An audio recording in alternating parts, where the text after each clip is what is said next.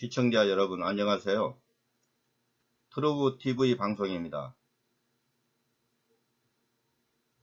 오늘의 방송 내용은 최근에 IMF 보고서에 의하면 2020년에 지금 현재의 경기 침체, 코로나19에 의한 여러가지 경기 어떤 상황이 2008년 금융위기보다도 더욱 심각하다는 그런 레포트가 최근에 보도가 된 바가 있습니다.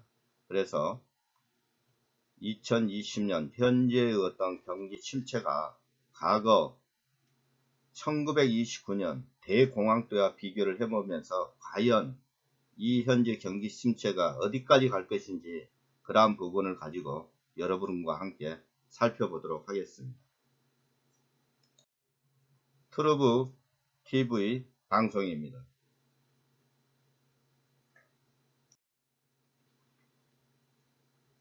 (2008년) 금융위기를 예측했던 뉴욕 대학교의 루비니 교수 외 대다수 경제학자들은 현재의 경제 상황을 이렇게 분석을 했습니다. 역사상 최악의 경제 붕괴는 이제 시작되었다. 여러분 준비하십시오.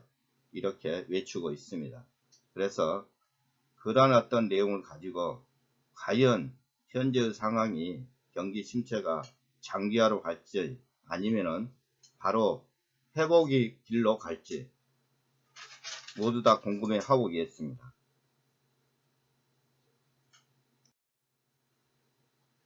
미 백악관 발표는 미국 신종 코로나 바이러스 감염증이 사망자가 최소 10만 명에서 크게 20만 명에 이를 것이라고 보도를 했습니다. 그래서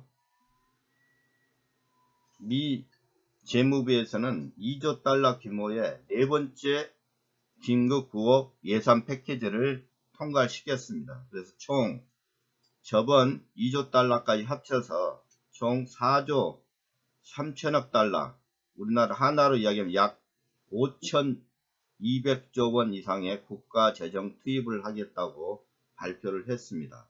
이 정도 규모는 참고로 2020년 회계년도, 미국 회계년도 예상 규모 4조 8,290억 달러에 버금가는 예산입니다. 그래서 최근에 미 백악관 코로나 바이러스 대책을 위한 이 자금 예산 확보는 장기화를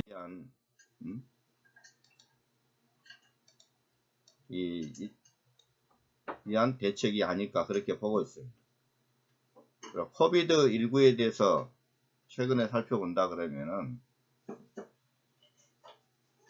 1개월 내외 이 종식될 거라는 희망으로 전 세계 대다수가 살아가고 있습니다. 그러나 이 부분이 장기화가 될 경우에 이 기대치가 무너지고 심리적으로 매우 위축돼서 이 소비활동 저하와 함께 장기적으로 심한 경기 침축으로 경기 위축으로 돌아서지 않을까 그렇게 보고 있습니다. 특히 이 중국은 우한 지역을 중심으로 해서 완전 폐쇄 조치로 이미 안정화 단계에 들어섰으나 다시 이 코로나가 번진다 그러면은 매우 심각한 붕괴로 이어질 가능성이 높습니다. 최근에 중국이 무증상 감염자들이 확진자가 늘어나고 있는 걸 알고 있습니다. 이러한 부분들이 지금 현재 재차 중국에 대한 2차 확산 일로에 있기 때문에 매우 불안한 그런 어떤 상태로 진단하고 있습니다. 더불어 미국, 유로존, 일본, 영국, 인도 등 주변국이 거의 마비될 가능성이 높습니다. 그래서 이러한 중국의 2차 확산에 대한 이 부분이 매우 중요하다 그렇게 보고 있습니다. 더불어 일본, 인도, 중남미 확진자 수가 증가되어 이제 이 지역은 시작이 되고 있다 그렇게 보고 있습니다. 현재 발표되는 지표 중 대부분은 무의미합니다. 가장 주목할 지표는 미국의 실업수당 청구, 즉 실업자 수입니다. 최근에 실업자 수가 거의 100만 명에 육박되고 있고, 이 실업자 수당 청구가 현재 다음 달 6월달 7월달 기점으로 정점을 달리지 않을까 그렇게 보고 있습니다. 그리고 감염자 수, 치료제 임상, 재정 및 통화정책, 회사채 금리 스프레드가 중요한 지표로 현재 나타나고 있습니다. 그러면 본격적으로 현재의 상황이 1929년 대공황과 구체적으로 비교를 해보는 시간을 갖도록 하겠습니다. 주가가 대폭락적 상황입니다. 1929년도에는 최악의 버블 때는 낮은 인플레이션을 유지를 하고 있습니다. 이 최악의 버블이 붕괴될 때는 보편적으로 높은 인플레이션 상황이 아닌 현재 대부분 2%대를 유지할 수 있는 낮은 인플레 상태에서 일어난다. 그리고 부채의 증가에 따른 잘못된 판단을 하고 있었다. 이 부채의 수가 급속적으로 늘어났는데도 불구하고 이 부분에 대한 통화 재정 정책이 잘못된 판단을 하고 있다. 그러한 상황이었습니다. 더불어 이 주식 투자, 특히 자산 쪽에 대한 론이 증가가 되고 해외 자금이 거의 다 이 주식으로 투입되는 이 버블이 형성되는 시기였습니다. 그래서 이 정부와 재정과 통화정책은 이 부채, 자산 버블에 대한 대응이 실패를 했었던 그런 시점이었습니다. 그러면은 최근의 상황을 더불어 살펴보도록 하겠습니다. 2008년 이후 이 금융위기 이후 약 한 11년 동안 미국 현재 시장은 낮은 금리로 계속 유지를 해왔습니다. 그래서 한 10년간 이 주식시장은 버블을 형성하면서 최고조로 이 3대 지수가 역사상 최고조로 달리는 그런 형성을 일으켰습니다. 그런 부분들이 1929년 상황과 매우 비슷하다 그렇게 말씀을 할 수 있겠습니다. 그리고 양적 완화, 2008년부터 3차 양적 완화를 시작을 해서 많은 유동성이 공급될 뿐만 아니라 낮은 금리, 최근에 제로금리로 유동성 공급, 또한 이 투기금들, 투자 등급, 또 낮은 등급에 있는 투기 등급, 레버리지 론이 크게 증가가 된 상황이었습니다. 그래서 마찬가지로 2020년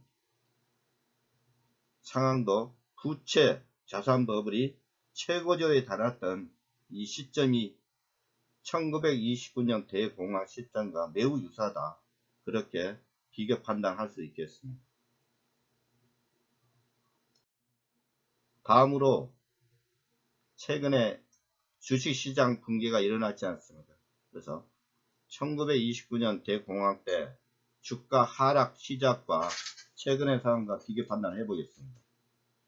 1929년 대공황 때는 특별한 이벤트 없이 이 버블 붕괴가 일어나기 시작해서 특히 이 실물 경기가 급격하게 하락한 동시에 이 자산시장, 이 주식시장이 붕괴를 하였습니다. 그래서 이 주식의 하락은 과도한 레버리지를 이용한 이 투자자가 투매가 이어져서 급격하게 심화가 됐던 그런 상황이었습니다. 그래서 뒤에 이 주식을 보여주겠지만은 거의 한 3년 이상을 이 주가 하락을 하기 시작합니다. 최근에 2020년 상황을 본다 그러면은 이 자산 버블 상태가 코로나19가 트리거 역할을 했던 것이 매우 급격한 하락을 유도를 했지 않나 그렇게 보고 있습니다. 이 똑같은 과거 대공황 때와 똑같이 이 과도한 레버리지 상황에 있었다. 신용 버블이 최근에 급격하게 10년 동안 2008년 이후로 늘어난 상황이었다. 그리고 레포 시장을 통해서 유동성 공급이 이 론 형태로 끊임없이 공급이 됐다. 사실은 이 레포 시장이 양적 완화뿐만 아니고 이 단기 자금을 공급해주는 매우 중요한 마켓 시장이었습니다. 이 자금들이 거의 이 자산, 특히 이 주식시장에 공급을 해줄 수 있는 근본적인 원인이었습니다.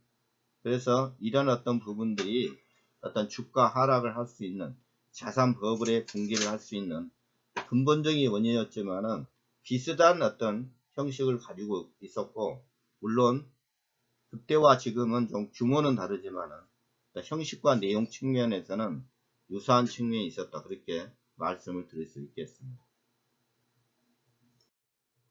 그래서 대공황 때 미국 다우지수를 본다 그러면은 1929년 하반기에 미국 다우지수가 381점에서 최고조에서 하반기에 급락을 합니다. 급락을 해서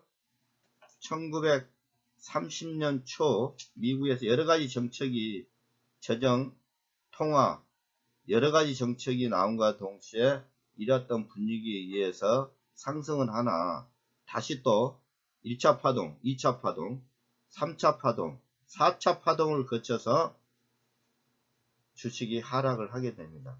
그래서 이 대공황 때에 다우존스를 본다 그러면 1929년부터 1년, 2년, 3년, 4년에 거쳐서 대폭락을 해서 약 90% 이상의 폭락을, 마이너스 90% 이상의 현재 폭락을 할 수 있는 그런 어떤 경험을 가지고 있습니다. 그래서 현재 자금의 이 주식 폭락은 현재 1929년도에 이 폭락 이 시점과 유사하다.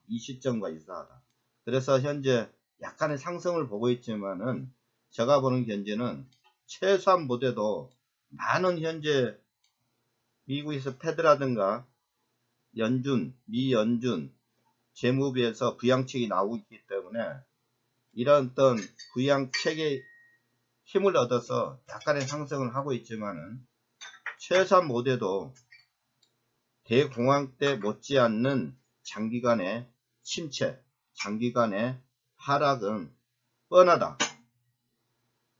4년은 아니라도 한 1년 이상은 침체 길을 가고 있지 않을까, 저는 그렇게 보고 있습니다. 베어마켓 랠리 쪽입니다. 과거 대공황 때는 고점 대비 3년 넘게 주가가 90%가 하락을 했습니다. 그리고 베어밸리가 지속적으로 나타났었고 정부의 일부 대책으로 주가가 반등을 하였으나 계속적으로 경기 침체로 이 하락을 하였습니다. 그래서 뱅크 오브 유나이티드 스테이트 은행이 파산을 했었고 금융 시스템이 완전 붕괴가 됐습니다. 더불어 원자재 가격이 폭락을 했습니다. 그래서 1931년 루즈벨트 대통령으로 당선되자마자 또 소득세 관세를 또 인상을 했습니다. 그러한 부분이 어찌 보면은 정책 실패였죠. 그래서 이 패드의 금리 인상, 달러 약세를 우려해서 또 금리 인상을 한 부분이 결정적으로 더 경기 침체를 일으켰고 여러가지 어떤 악재를 막을 수 있는 부분에 대한 영향을 더 심화시켰지 않냐, 그렇게 보고 있습니다. 자금의 상황을 비교해 본다 그러면 2020년 한 달 새 3월 달에 주가가 한 35% 이상 하락을 했습니다. 그 이후에 약간의 상승을 해서 약 한 25% 정도 하락하고 있는 추세에 있습니다.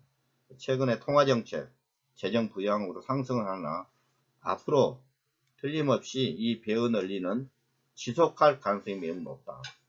그리고 뒷부분에 설명을 드리겠지만은 이 경기 침체 가능성이 매우 높습니다. 그래서 이 과거 대공황 때 이 금융 시스템 붕괴는 현재 유로존에서 붕괴 가능성이 매우 높습니다. 그래서 도이치뱅크 등 이태리 현재 등등 관련된 이 파산 위험도가 매우 높은 부분이 과거 때와 비교를 해본다 그러면은 또 유사한 어떤 형식의 가능성이 있다 그렇게 보고 있습니다. 그리고 과거에는 이 소득세, 관세 인상, 또 금리 인상을 했지만은 최근은 많은 재정 위기를 겪은 나머지 미 연준은 제로금리, 특히 이 재정 부양, 무제한 양적 완화를 통해서 현재 진화를 하고 있는 그런 양상이 과거 때하고 다른 그때 현재 부양 정책을 보여주고 있습니다. 그래서 급격한 어떤 하락은 앞으로 보여줄 수는 없지만은 이 경기 침체가 갈수록 심화된과 동시에 이 베어낼리는 끊임없이 지속될 가능성이 높다는 부분에 대해서는 유사한 어떤 형상을 지니고 있다. 그렇게 볼 수 있겠습니다. 그래서 과거 1929년 대공황을 살펴본다 그러면은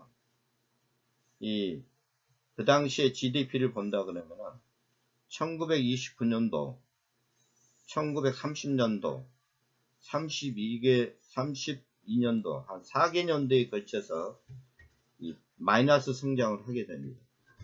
GDP가 29년도에서는 마이너스 8.5%, 31년도가 심각하게 마이너스 12.9%를 나타납니다. 그 이후에 새로운 대통령, 루즈벨트 대통령이 나타나서 이 근본위제를 철폐를 하고 본격적인 뉴딜 정책으로 성장을 하게 됩니다. 그때부터 이제 안정 추세로 가게 됩니다.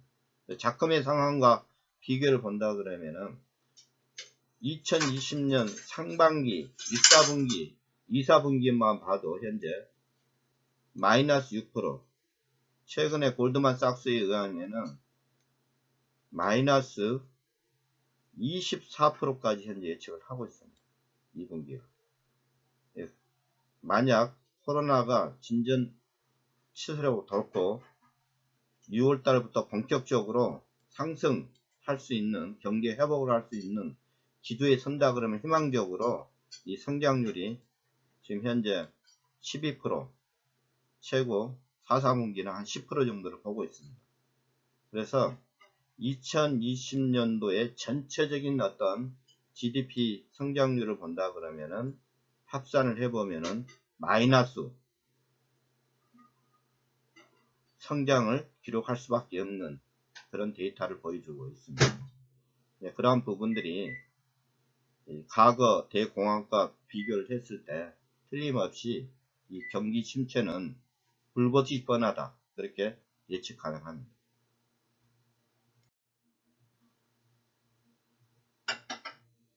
또한 과거 대공황 때는 이 근본위제로 유동성 공급 한계에 있었습니다.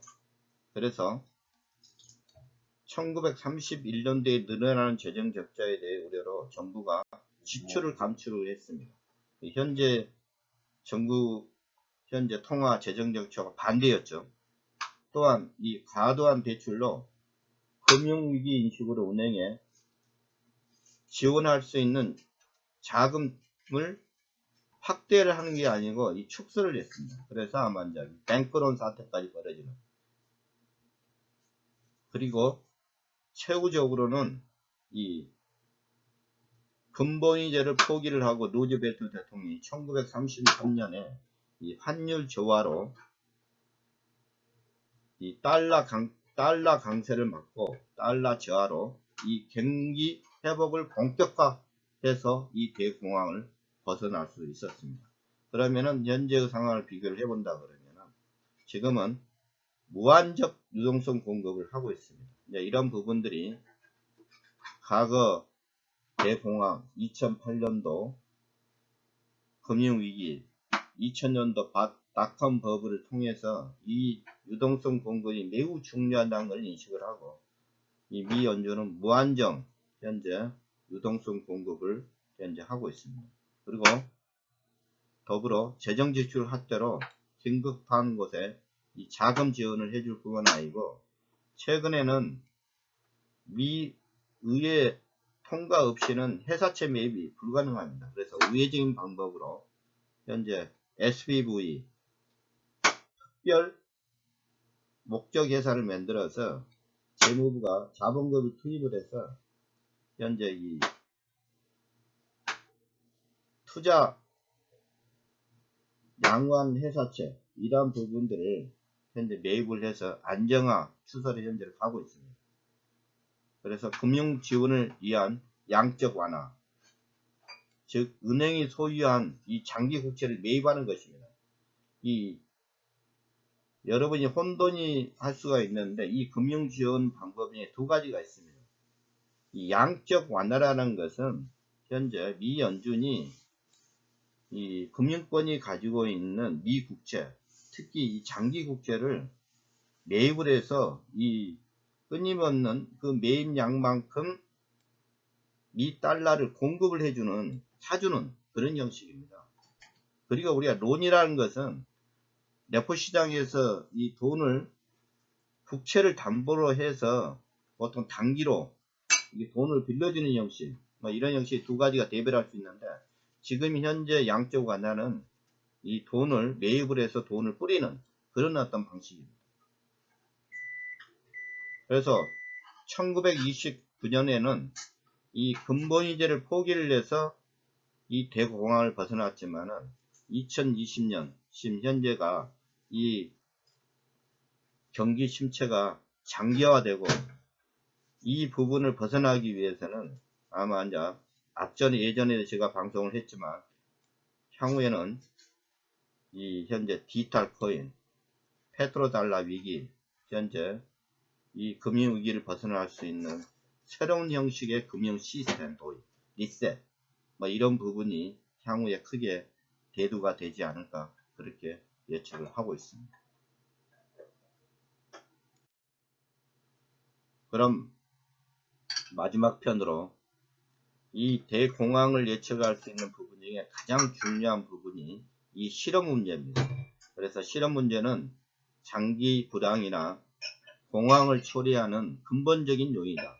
대공황 당시에도 금융 부분은 1933년 초 은행 폐쇄를 결정하면서도 어느 정도 진정을 시켰습니다. 실업 문제는 2차 세계대전이 발발될까지도 해결을 못했던 매우 중요한 지표였다. 그래서 2008년 금융위기 이후에도 회복기간이 한 10년이 소요됐던 부분이 경험을 가지고 있습니다.